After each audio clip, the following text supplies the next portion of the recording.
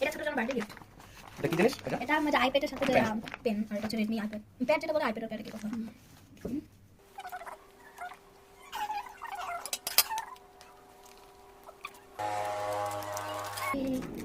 ভালো লাগছে।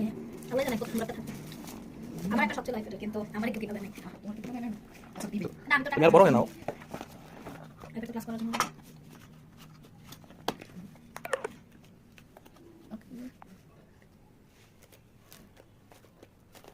এটা কি ভাজা? আইপ্যাড। না ওর কি এটা বার্থডে গিফট। আচ্ছা কে করছে?